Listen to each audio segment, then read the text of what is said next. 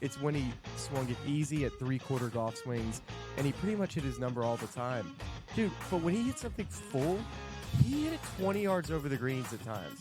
He's like, what are you doing? He's just smiley, happy, and a freakish athlete golf robot that's going to be right there winning majors for the next 10-plus years. It's amazing. Did you say he was smiling or smiley? Only on SportsGrid.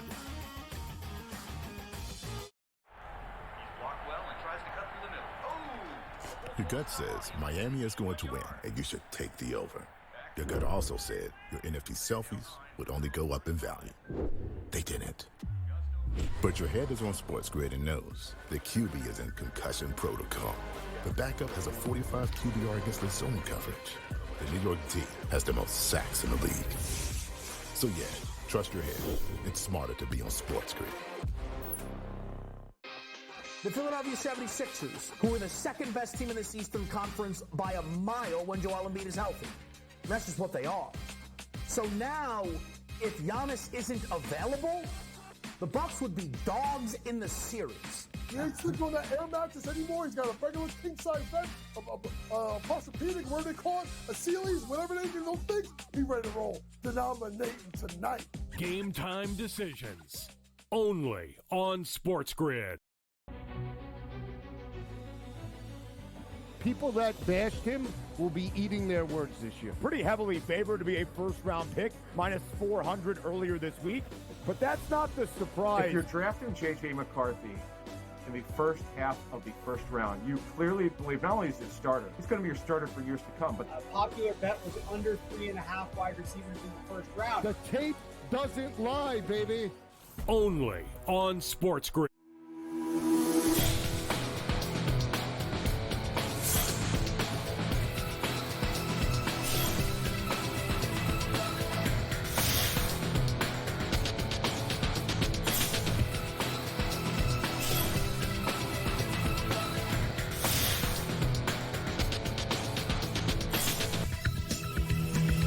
Good morning. Welcome to NewsWire. Tonight is the NFL Draft on SportsGrid, and we're going to cover it for you here on the show as well. Just hours to go before the first overall pick is made. And although there may not be a lot of drama surrounding the first pick, several more could be made in terms of trades moving up, moving down. We've got it all covered for you. Vinnie Iyer will join us from the Sporting News. He's got his mock draft out. He's got some final opinions for you here on the show. And naturally, because of the legalization of sports betting around the United States, in many states, you can bet on a lot of the different positions and opinions going into the NFL draft as well. Also, our guest contributor here on the show, we've got one, of course, from Legal Sports Report every day. It is Sam McQuillan to talk about prize picks heading back to Florida, but in a different way. And naturally, we've got SportsGrid Sound Off and a update on everything happening in sports media with Simon Applebeaum from the podcast tomorrow will be televised. So those are just some of the things that we are working on for the show for you here, 1 hour every day, 11 a.m. to 12 p.m. Eastern. Let's get started with our top stories, and we'll start off with the money that the PGA Tour has decided to give to Tiger Woods and Rory McIlroy and others for staying with the PGA Tour and not going to Live Golf. $3 billion in fundraising. The PGA Tour is going to start issuing what they're calling equity payouts to their top players, including Tiger Woods, as you see there on the graphic, $100 million. Rory McIlroy, $50 million. Jordan Spieth, $30 million. Justin Thomas, $30 million. My gosh. I guess the decision to stay on the PGA Tour and not go to Live Golf ended up being worth it. They basically lock up their big-name players, kind of like an equity vesting agreement, like a startup company would. And so inevitably, there's no reason to jump over to Live Golf because the amount of money that they're making on the PGA Tour makes sense. So we'll see what Live Golf does to try and counteract this, because certainly they have shown they have endless amounts of money to spend as well. But good job here by the PGA Tour, at least to get the ball rolling on the way to the green and the fairway, so to speak. All right, last night in the NBA, one of the biggest upsets we've seen in years, an outright win for the Miami Heat, 14.5-point underdogs in Boston yesterday. Can't make it up. 111 to 101 yesterday, total of 204. The Heat set a franchise record last night. 23 three-pointers to beat the Celtics. They've tied the series. The next game is Saturday afternoon at 6 p.m. Eastern in South Florida. Boy, the Heat fans are going to show up for that one. And, of course, their head coach, Eric Spoelstra, talked about setting the tone from a game one where it appeared the Heat couldn't compete to a game two where now they're right back in the series. Sometimes that's the playoffs, right? I mean, you know, when you have, some younger players, you just have to constantly remind them that one game is one game. Just like this win, it's just one win. Series are potentially long and they're tough, and you have to stay emotionally and mentally, stable, throughout all that. You just have to focus on competing at a high level together, doing things that lead to winning, keeping your emotions in check, which all of it's easier said than done. But it was a very good response, just from the connectivity, the efforts, all of that. And then, we also made some shots. That always looks better when you make some shots, but those are the ones that were available. And, if we don't take them, then it potentially could look like game one, where you get jammed up late in possession. We're dealing with a very good basketball team, so are we. The margin for error both ways is small, so you have to do a lot of winning things, and we were able to do enough of them tonight. Eric Spoelstra, one of the better coaches, if not the best in the NBA, has his team tied at 1 heading into Saturday's game. Meanwhile, not sure the same optimism is being held for the New Orleans Pelicans at the moment, as the Oklahoma City Thunder won again yesterday to go up 2-0 in their best-of-7 series lead. The Pelicans were 7.5-point underdogs, but that was not a factor. This game was a blowout, total of 2-11. Naturally, right now, the Oklahoma City Thunder, the number 1 seed in the West, are in the driver's seat, and also thanks to a couple of different contributors. Of course, one of them, Shai Gilgeous-Alexander, who talked after the game yesterday about the aggressiveness of Chet Holmgren and just how much he meant to the win. Yeah, he was great to start. He was aggressive. He was assertive. Made quick decisions, made the right decisions. And obviously a big reason why we got out to that lead. But yeah, he just played to his strengths and didn't try to fray for them. And we all know when he does so, he's really good. And defensively, I just want to ask you about maybe some of the habits of footwork and positioning that you guys established in the regular season, carrying over to a game like tonight where you draw 8 offensive fouls and so many of them with just hustling around screens, having your feet quick and in the right spots. Yeah, we know that's where we hang our hat defensively, and we these past couple games just tried to give it all we got and execute the game plan.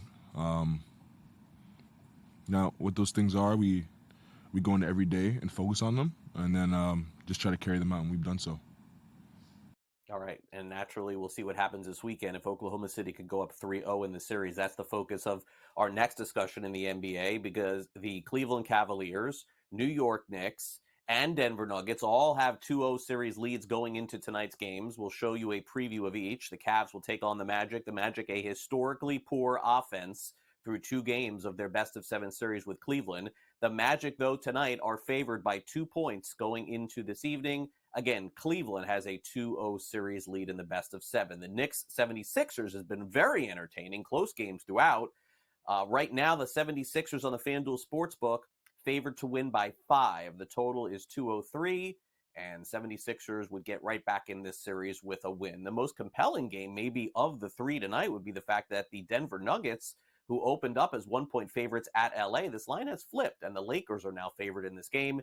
Denver can take a 3-0 series lead with a win tonight in Los Angeles. Okay, well, with the NFL draft is here, the Detroit Lions have a couple of decisions they do not have to make as far as drafting players, where the draft is tonight in Detroit as well, because they have extended goodwill and some big money to 2 of their players. Amon-Ra St. Brown agreed to a 4-year, $120 million extension. Penei Sewell has signed a 4-year, $112 million extension for St. Brown. $77 million guaranteed is the biggest guaranteed amount of money ever given to a wide receiver in NFL history. As far as Sewell is concerned, he gets $85 million guaranteed. $28 million annual average salary is also the largest amount of money for an offensive lineman. The Dallas Cowboys have picked up the 5th-year option on Micah Parsons. So naturally, with him set to make $21 million in 2025, that would be the deal there.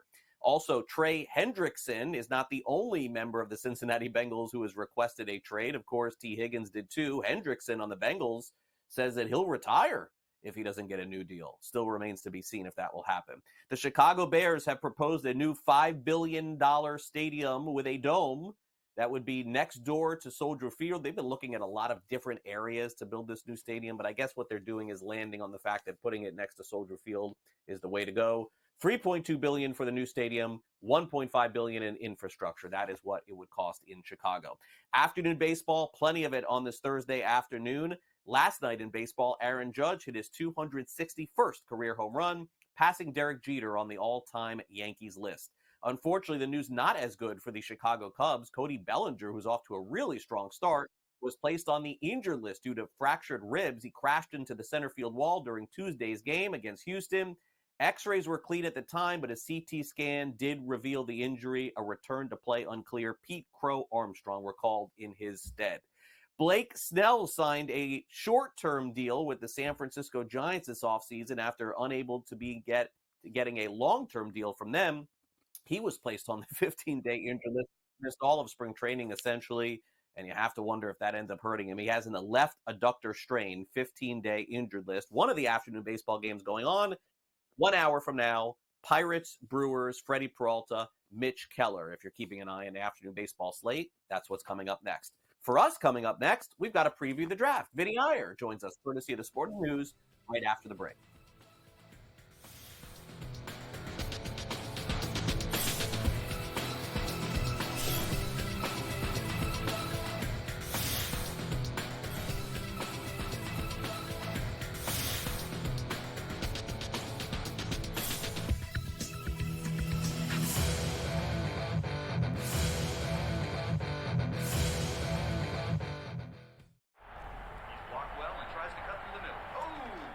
Your gut says Miami is going to win, and you should take the over.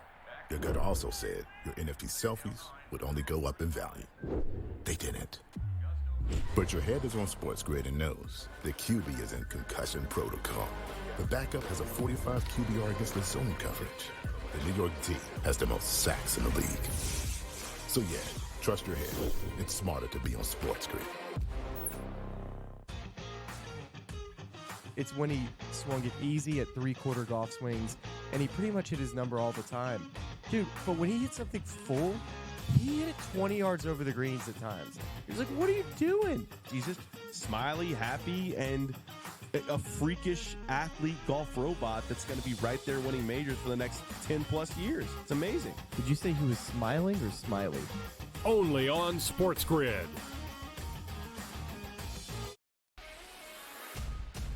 Drysdale could easily, at plus money, get the first goal, the second goal, the fourth goal.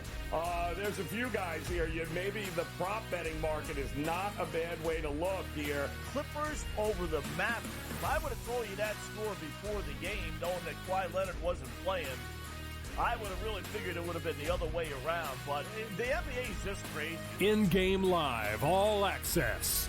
Only on SportsGrid. People that bashed him will be eating their words this year. Pretty heavily favored to be a first-round pick, minus 400 earlier this week. But that's not the surprise. If you're drafting J.J. McCarthy in the first half of the first round, you clearly believe not only is he a starter, he's going to be your starter for years to come. But a popular bet was under 3.5 wide receivers in the first round. The tape doesn't lie, baby. Only on SportsGrid.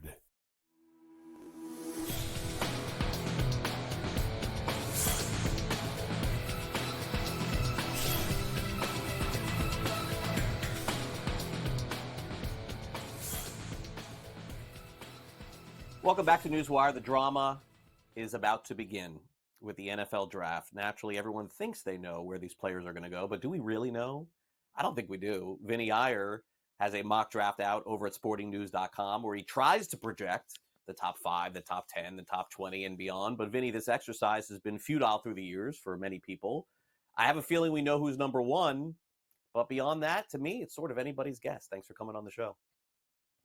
Yeah, and we're trying to figure it out, and then the trades throw everything off because we're not sure how the trades are going to go down, what slot. But the best we try to do is try to attach players to teams so we have an idea of if that person comes into their purview that they can make a move up or down to get him. And ultimately, we want to see where these players land specifically with their teams and not necessarily with their slots, but we're betting on the slots here. Yeah, and so here is the latest here. Now, there's a reporter this morning, I just saw about an hour ago, saying that the Patriots are going to end up taking Drake May at 3, no matter what. That's basically what this report. There's a lot of smoke this time of the year, and I would imagine leading up to the draft, there's going to be a lot more. To me, Vinny, I go by the odds. I look at the odds, and that tells me where the players are going to go. So here we go. Odds on FanDuel. Caleb Williams 1, Jaden Daniels 2, Drake May 3. That's the favorite, minus 180. And this was, by the way, flipped from 2 weeks ago. We had Caleb Williams and May going 2, and then Daniels 3. That's not even the second option. Right now, it's Caleb Williams, Daniels, and J.J. McCarthy going 3 at plus 310. That's followed by Caleb Williams, Drake May, Jaden Daniels, which a week ago was the favorite at minus 180.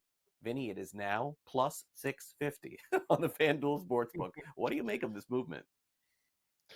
Yeah, I think we got a little bit of clarity maybe from that combined visit the Commanders had just a week or two ago, where they had all the quarterbacks in, Daniels being one of them. And I think there was some revelation that Daniels was the preferred guy in that group for them.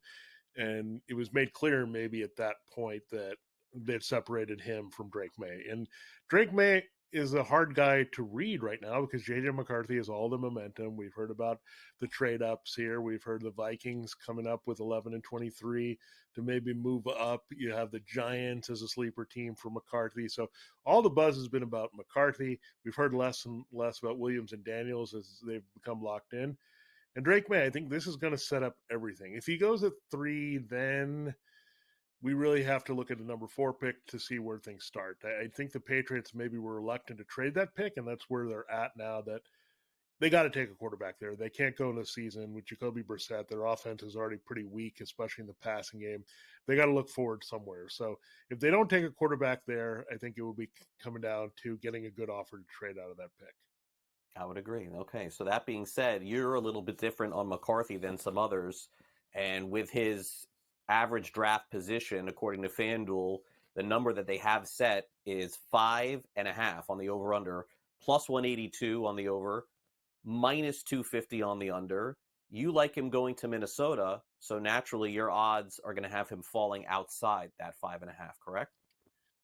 Yeah, I mean, the Vikings need to consider, do they need to jump the Giants to go get him? And that's the whole thing. And when you look at the Cardinals with number 4, Marvin Harrison, looks like their target, and the Chargers look like coming right behind them with another wide receiver, Malik Neighbors. These guys are pretty tight. Now, I would say of those two teams, I think the Chargers have a little bit more motivation to trade down. The Cardinals kind of did this last year, and they may have missed out on some talent there by getting in position to get extra draft picks this year. Marvin Harrison is an absolute need for the Cardinals. He feels their biggest need. Well, the Chargers have multiple wide receiver needs. I've heard Jim Harbaugh talk more about the offensive line because that's what Jim Harbaugh does. They need some help up front. They need maybe some defensive depth. There's a lot of different ways the Chargers could go, and I think it would benefit them more to trade down. And then what else is happening there?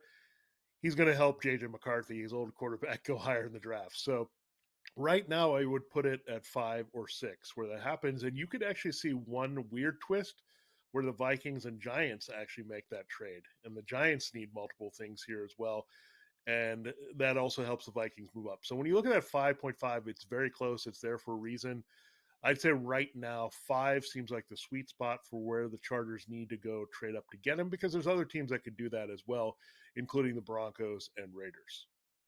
Interesting stuff. I think to me, the Bo Nix selection, Vinny, could come down to a lot of bets going one way or the other tonight, because again, the amount of quarterbacks being taken in the first round is also up for debate. They're putting him right at the edge of the first round as FanDuel, so this makes it really intriguing. 32.5 is his number tonight at minus 148 on the over, plus 112 on the under 32.5. And Vinny, naturally, there's a lot of teams that are going to need a quarterback around this area. Which team do you think ends up with Nix at the end of the night? Well, I think the Broncos are there, and part of the reason is they don't have much action here on day 2, so it might be stuck at a quarterback. But there's another rumor that's hot here on the Broncos that they'll go after Brock Bowers with that pick and get a tight end. And therefore, if that happens, and the Raiders like Michael Penix, then you're starting to look at who's the next team that's going to draft Bo Nix. So then you might lean toward that over 32.5 that he's going to slip to the top of the second round. So really a couple of variables in play there. The Broncos passing and the Raiders going in a different direction from Nix. And I think both those scenarios are very valid based on the latest rumors we've heard. Finally, let's get to Brock Bowers, who is all over the map. Some people think he's inside the top 10.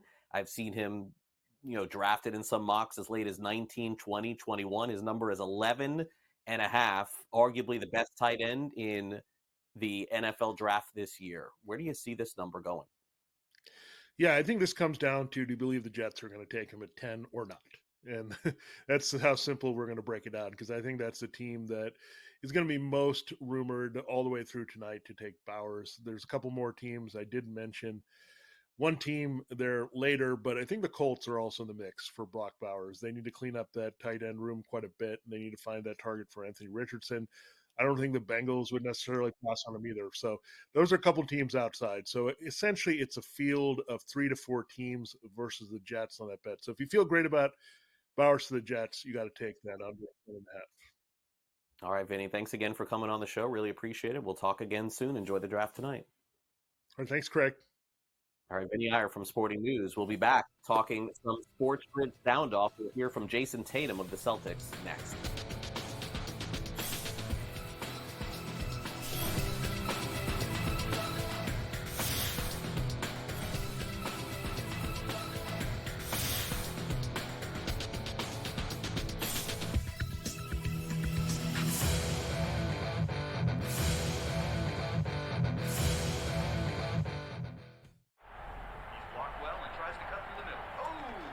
Your gut says Miami is going to win, and you should take the over.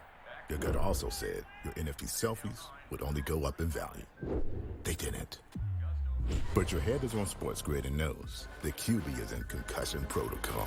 The backup has a 45 QBR against the zone coverage. The New York D has the most sacks in the league. So yeah, trust your head. It's smarter to be on SportsGrid.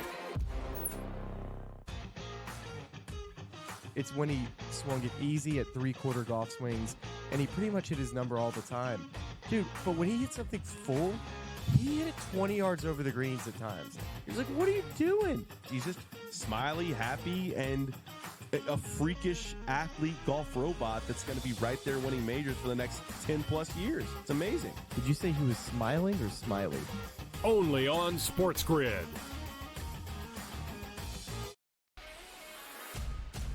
Draisaitl could easily, at plus money, get the first goal, the second goal, the fourth goal. There's a few guys here. Maybe the prop betting market is not a bad way to look here. Clippers over the Mavericks. If I would have told you that score before the game, knowing that Kawhi Leonard wasn't playing, I would have really figured it would have been the other way around. But the NBA is just crazy. In-game live, all access. Only on SportsGrid. People that bashed him will be eating their words this year. Pretty heavily favored to be a first-round pick, minus 400 earlier this week. But that's not the surprise. If you're drafting J.J. McCarthy in the first half of the first round, you clearly believe not only is he a starter, he's going to be your starter for years to come. But a popular bet was under 3.5 wide receivers in the first round. The tape doesn't lie, baby. Only on SportsGrid.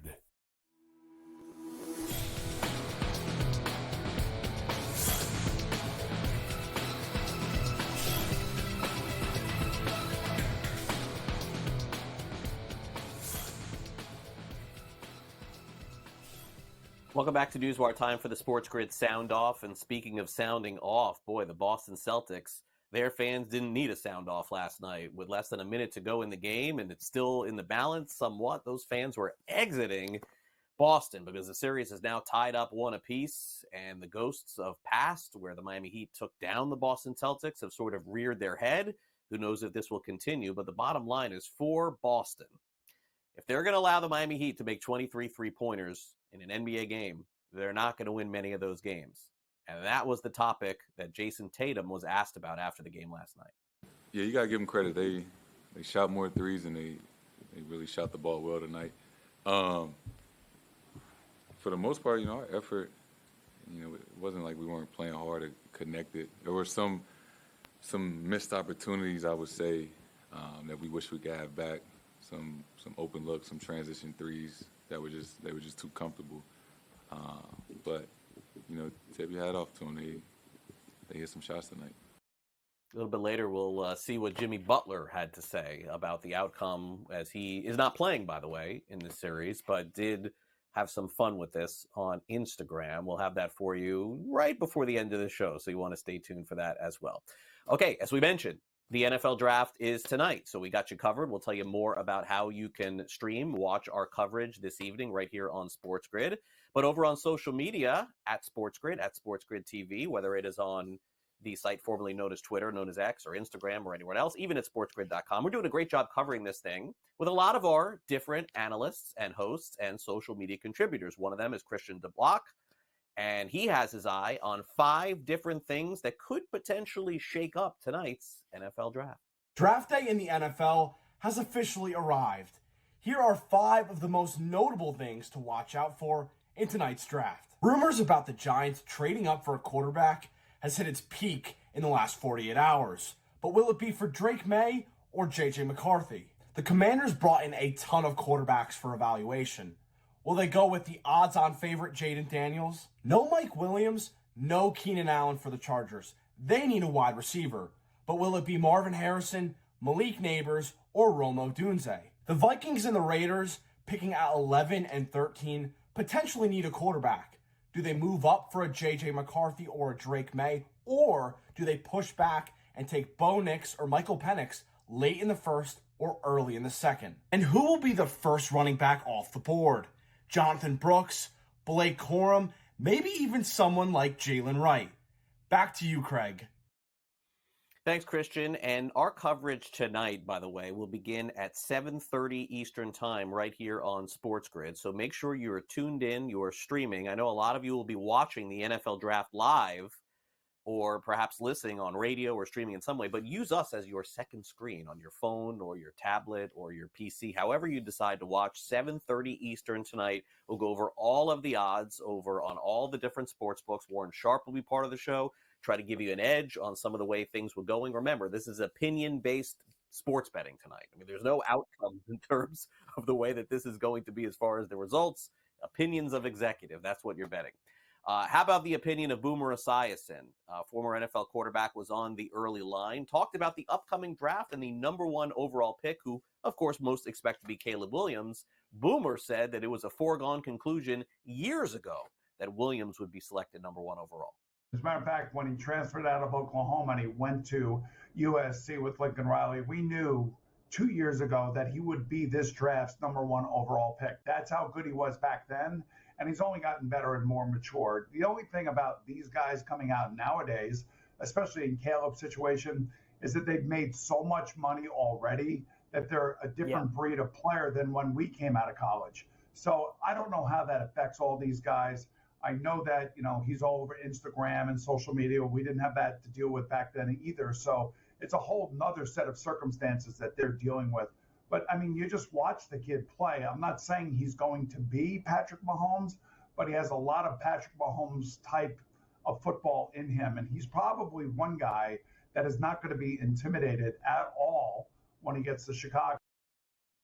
Boomer Esiason on the early line, which you can watch every morning right here on SportsGrid. And in the one sense, Boomer is right, because the new day and age of these kids coming from college is they have a bank account with quite a bit of money in it, which they wouldn't have had when Boomer Esiason or a lot of other quarterbacks were playing. But there is a big difference from having $1 million and having like $50 million. And that indeed is what is at stake tonight for Caleb Williams, if he is the number 1 overall pick in the draft. All right, Sam McQuillan is going to join us next from Legal Sports Report. Underdog Prize Picks are back in Florida, but in a different way. We're going to explain how right after this quick timeout. Don't go away.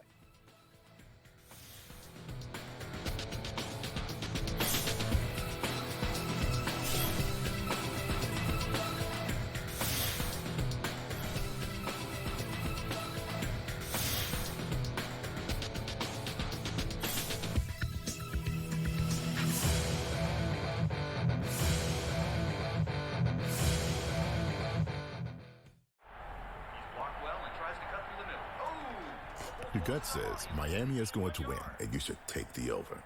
Your gut also said your NFT selfies would only go up in value. They didn't. But your head is on SportsGrid and knows the QB is in concussion protocol. The backup has a 45 QBR against the zone coverage. The New York D has the most sacks in the league. So yeah, trust your head. It's smarter to be on SportsGrid. It's when he swung it easy at three-quarter golf swings, and he pretty much hit his number all the time. Dude, but when he hit something full, he hit it 20 yards over the greens at times. He was like, what are you doing? He's just smiley, happy, and a freakish athlete golf robot that's going to be right there winning majors for the next 10-plus years. It's amazing. Did you say he was smiling or smiley? Only on SportsGrid.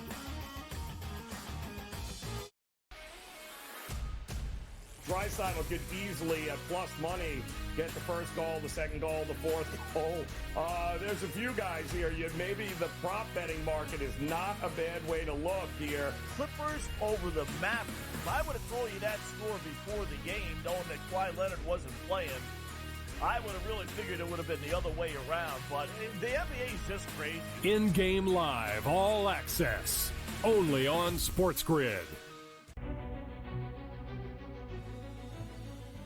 People that bashed him will be eating their words this year. Pretty heavily favored to be a first-round pick, minus 400 earlier this week. But that's not the surprise. If you're drafting J.J. McCarthy in the first half of the first round, you clearly believe not only is he a starter, he's going to be your starter for years to come. But a popular bet was under 3.5 wide receivers in the first round. The tape doesn't lie, baby. Only on SportsGrid.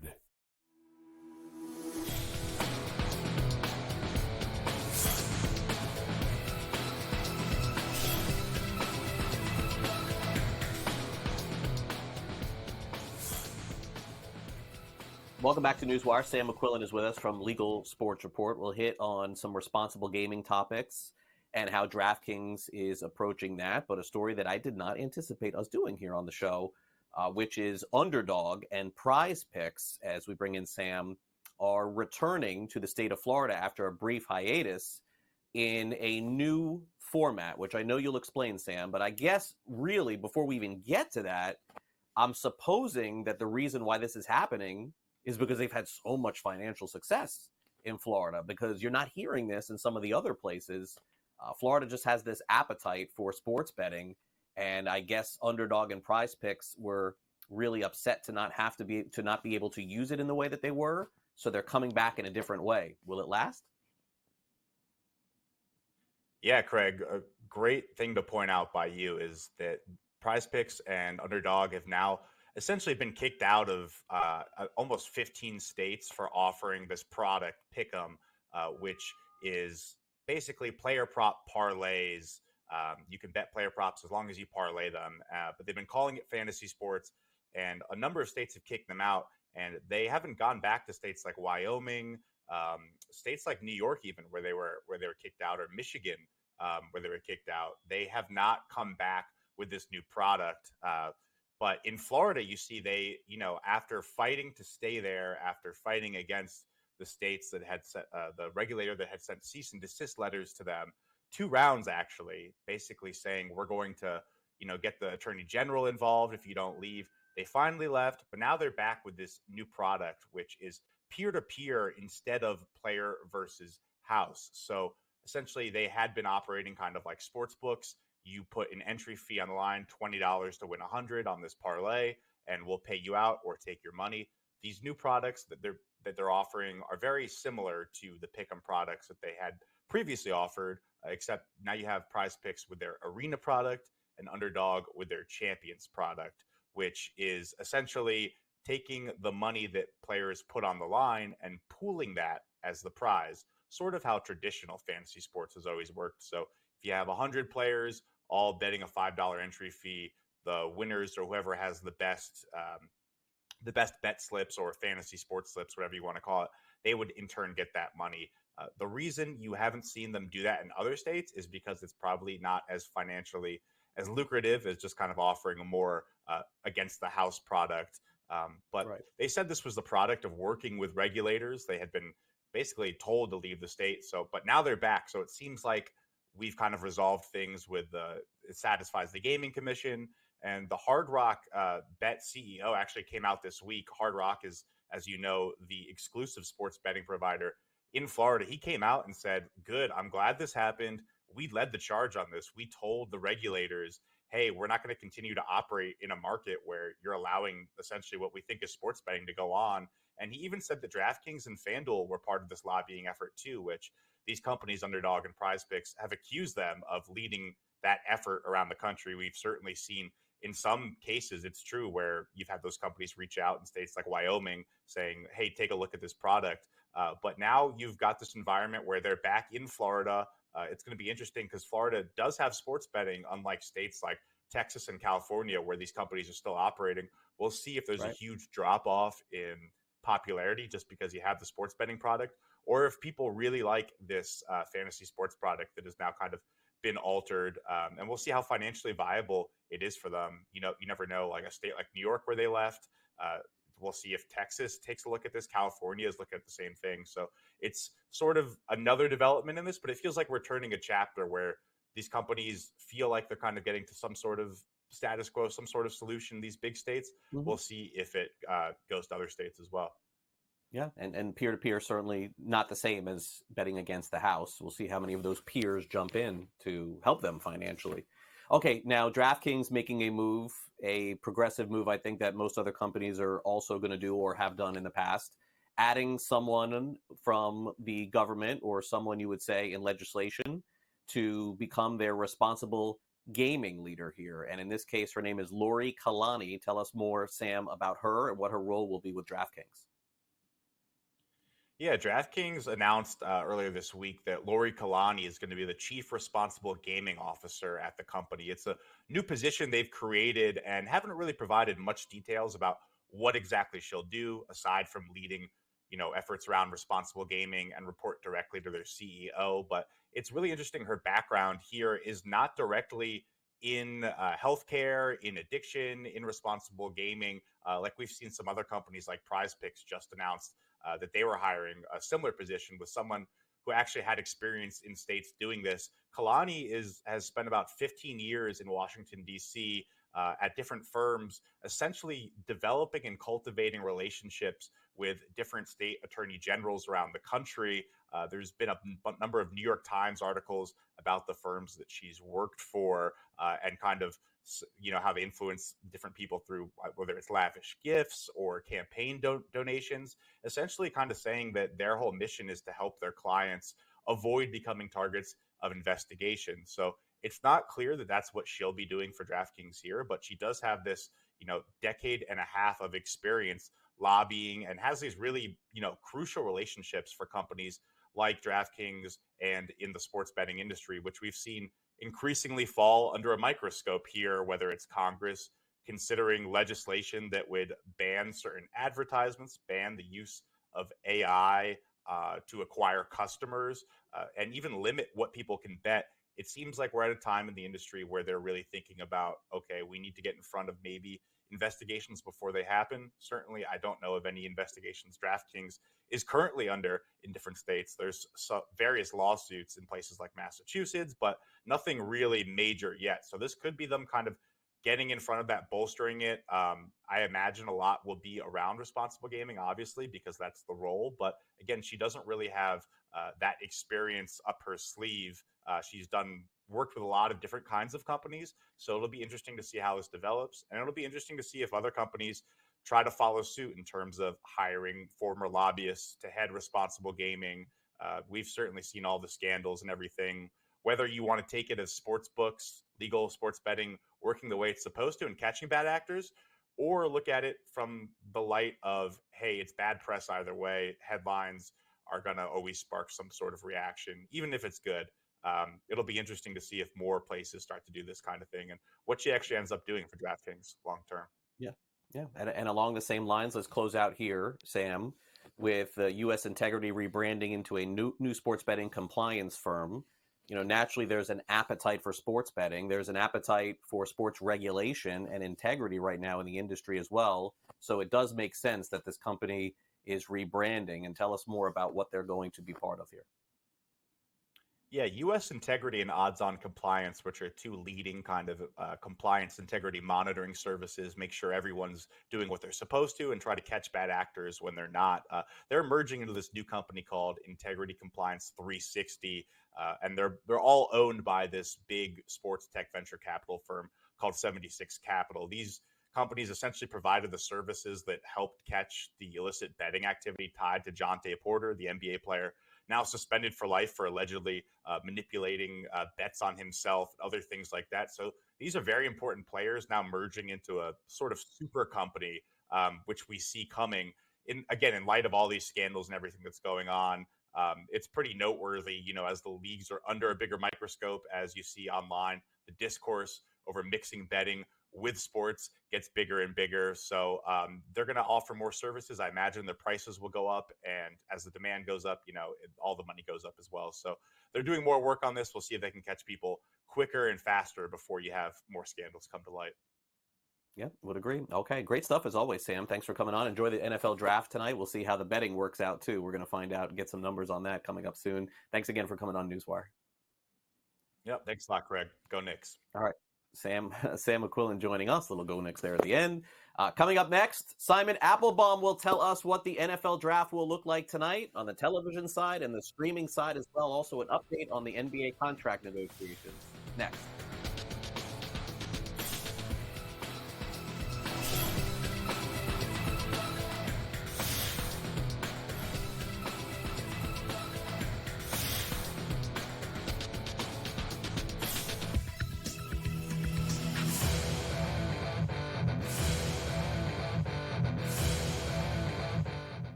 Your gut says Miami is going to win, and you should take the over.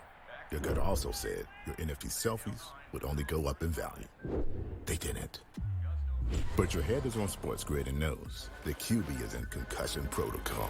The backup has a 45 QBR against the zone coverage. The New York D has the most sacks in the league. So yeah, trust your head. It's smarter to be on SportsGrid.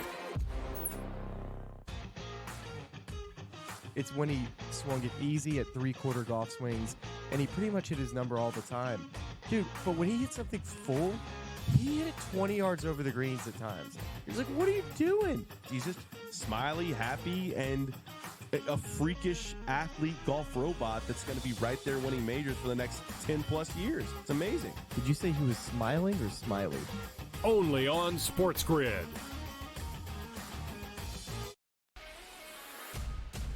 Draisaitl could easily, at plus money, get the first goal, the second goal, the fourth goal. There's a few guys here. Maybe the prop betting market is not a bad way to look here. Clippers over the Mavericks. If I would have told you that score before the game, knowing that Kawhi Leonard wasn't playing, I would have really figured it would have been the other way around. But the NBA is just crazy. In-game live, all access, only on SportsGrid.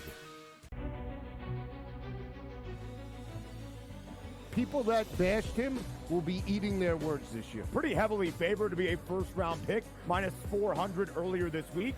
But that's not the surprise. If you're drafting J.J. McCarthy in the first half of the first round, you clearly believe not only is he a starter, he's going to be your starter for years to come. But a popular bet was under 3.5 wide receivers in the first round. The tape doesn't lie, baby. Only on SportsGrid.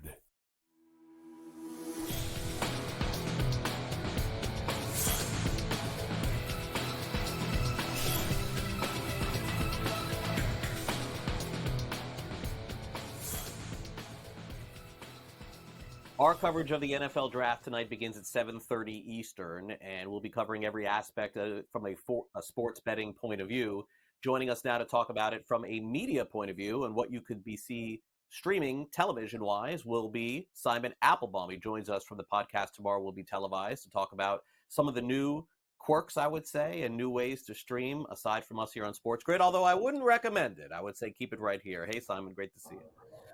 Great to be with you. I'm with you one floor above where we usually are at the Renaissance Hotel in Midtown Manhattan. I suspect that in this very room around 8 o'clock tonight when ESPN Plus, with their new Pat McAfee coverage, ABC, NFL Network do their thing.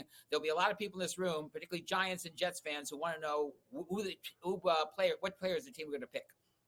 Yeah, and I would say tonight, probably from a more interesting perspective, could be the addition of Bill Belichick to one of the broadcasts. Simon, I don't know. I did not see this coming, especially on the eve of the draft. I thought Bill Belichick would be in a war room somewhere. How about you? I didn't either. And I think it's a great coup for ESPN Plus, and particularly Pat McAfee, for Belichick to be part of that particular crowd. In terms of the way this is going to work, ESPN is going to be the bread and butter network in terms of NFL draft coverage. Who gets picked, when they get picked, what they're all about.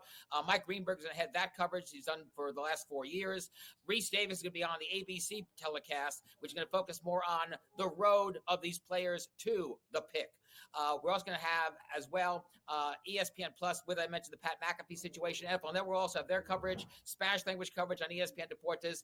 And one thing to keep in mind, this may be the next to last year that ESPN and ABC and ESPN Plus are going to get the main coverage of the NFL draft, which is an event that they have been building for the last 4 decades. There's talk in the NFL that they may decide after next year they will put it on somewhere else. There is talk they may go to a mega content service like Amazon Prime Video, Apple TV Plus, and maybe Netflix. Keep in mind, Netflix is saying more and more, we want to do more live events. We want to do more live sports events. And when you talk about the NFL draft, it is like the Lollapalooza, the Coachella of off-season sports events, and it'd be perfect for something like Netflix to cover.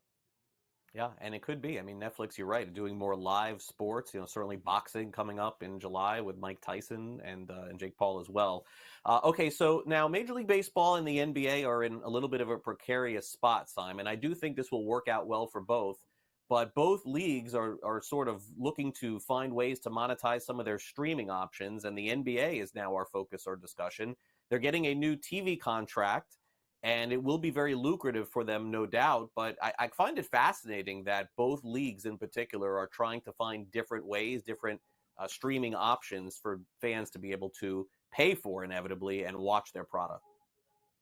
Well, Craig, when it comes to the NBA, it now looks like Adam Silver, the commissioner of the league, is very dead set on having a mega content player as part of the new package. Now, this past week, the exclusive deal in order to make a contract between the current players, that's Warner Bros. Discovery with TBS, with TNT, True TV, and now Max, and Disney with ESPN and ABC, that exclusive period for negotiating a deal has gone.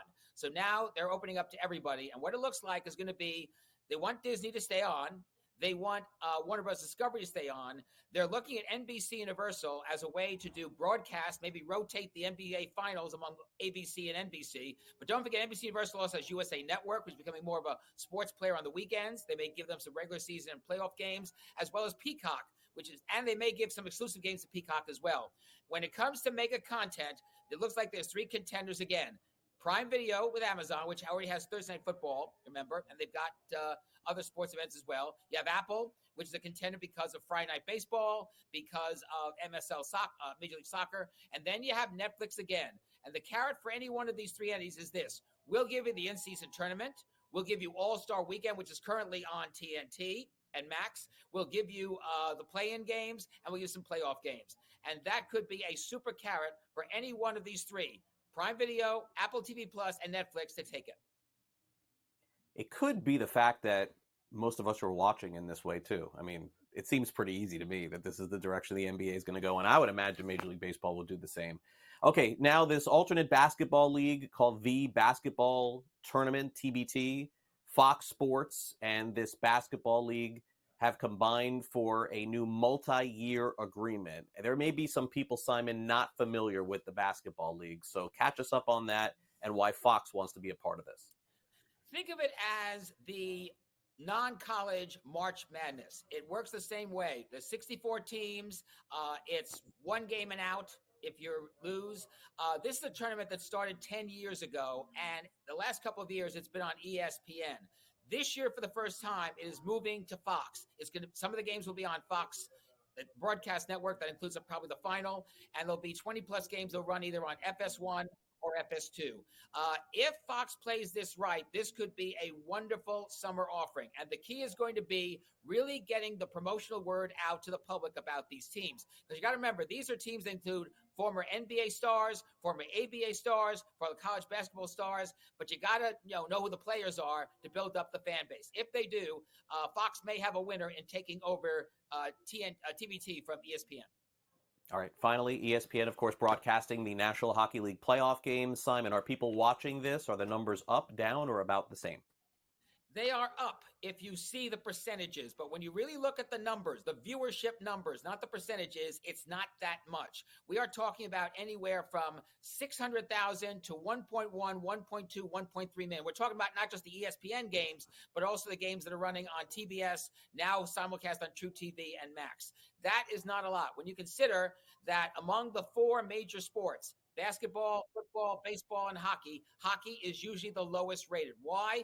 Everything from the lack of really big stars that cross over the mainstream, the fighting and the brawling that goes on compared to Olympic hockey, which does very, very well, usually the Winter Olympics, and a few other factors. The key is going to be, do we have compelling storylines that transfer over to the Stanley Cup Finals? Remember, this year, for the first time in 2 years, the finals are going to be first two games on ESPN, and the rest of the games will be on ABC. We'll see what happens. All right, Simon, great to see you. Enjoy the draft coverage tonight, and we'll catch up again next week. Will do. You too. Take care. All right, Simon Applebeaum of the podcast tomorrow will be televised. Coming up next, we wrap things up with the latest in the National Basketball Association, from the Miami Heat to the NBA's sixth man, and a preview of what you can expect tonight for the NFL draft. We'll be right back.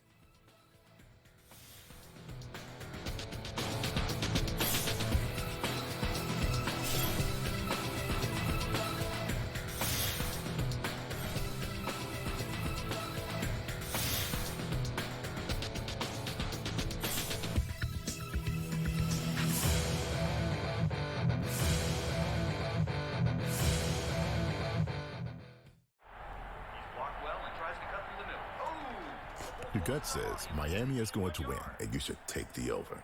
Your gut also said your NFT selfies would only go up in value. They didn't. But your head is on SportsGrid and knows the QB is in concussion protocol. The backup has a 45 QBR against the zone coverage. The New York D has the most sacks in the league. So yeah, trust your head. It's smarter to be on SportsGrid.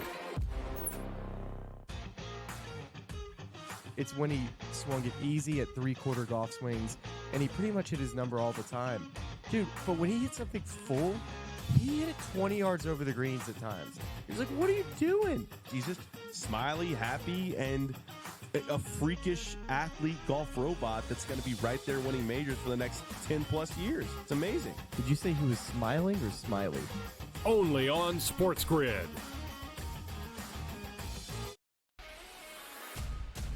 Draisaitl could easily, at plus money, get the first goal, the second goal, the fourth goal. There's a few guys here. Maybe the prop betting market is not a bad way to look here. Clippers over the Mavericks. If I would have told you that score before the game, knowing that Kawhi Leonard wasn't playing, I would have really figured it would have been the other way around. But the NBA is just crazy. In-game live, all access, only on SportsGrid. People that bashed him will be eating their words this year. Pretty heavily favored to be a first-round pick, minus 400 earlier this week.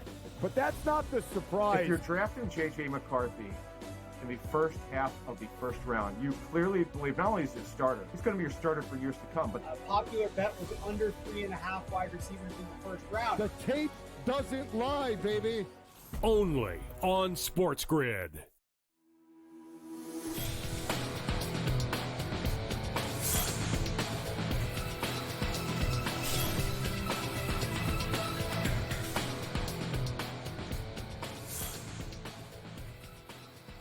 Welcome back to NewsWire here on SportsGrid. Well, it only took the Miami Heat winning one game in the NBA playoffs without Jimmy Butler for Jimmy Butler to make his presence felt, although he can't do it on the court right now. He did it on social media, on Instagram last night. As the Heat upset the Celtics as 14.5-point underdogs, Jimmy Butler goes to social media and posts this: Jimmy Butler's face on Jason Tatum's body. Pretty funny. Remember last year when the Boston Celtics played the Miami Heat, Boston saying, don't let us get one when the Heat went up 3-0 in the series. Well, there it is. Jimmy Butler does the same thing yesterday, saying, don't let us get one. Now, Butler is going to be out, of course, for this series against Boston, but as the series now returns to South Florida for game 3 coming up on Saturday and game 4 coming up on Monday, you kind of have to wonder what the psyche is of the Boston Celtics, knowing that the Heat was able to beat them when Boston was pretty big favorites in that series just as well last year. But naturally, without Jimmy Butler, Heat still up against it. Boston still very heavily favored, by the way, to win the series. But where we've seen a shift in the odds is the Heat went from, I believe it was 250 to 1 to win the NBA championship, now down to 100 to 1 to win the NBA championship. On just one win, by the way, although a very convincing win in Boston with 23 three-pointers made last night. Meanwhile, congratulations are in order to Naz Reid, who ends up winning the 6th Man of the Year in the National Basketball Association. If you're not familiar with Reid, he filled in quite a bit for Karl Anthony Towns and the Minnesota Timberwolves when he was hurt.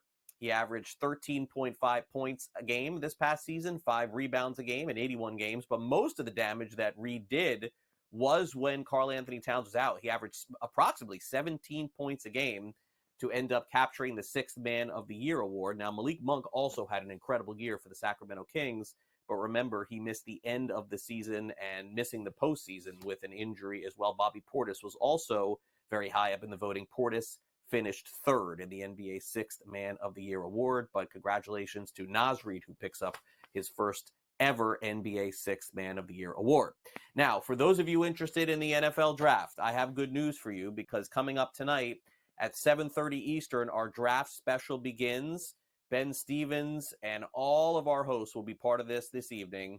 It will be starting at 7:30, as I mentioned. We also have draft coverage on Friday as well, so make sure you tune in. We've got live odds of player props and the needs of the teams, the trades that happen. You can even bet on the amount of trades that are going to happen in the draft tonight and a whole lot more.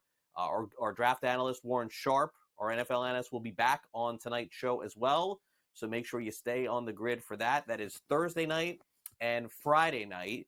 And we also have, by the way, a fantasy football spin on tonight's draft as well. That will be Saturday morning with myself and Davis Maddock, as we have a recap of day 1 and day 2 of the NFL draft. And then Sunday morning, Joe Pisapia and Matt Stryker will recap all 3 days of the NFL draft. That's exclusively right here on SportsGrid. So make sure you stay tuned for that as well.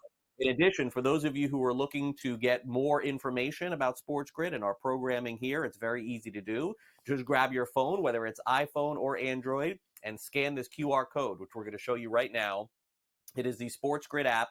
Absolutely free, just like us streaming. I know a lot of you folks are streaming us on your brand new TV. Maybe you're learning about us for the first time, potentially on a Samsung or Vizio.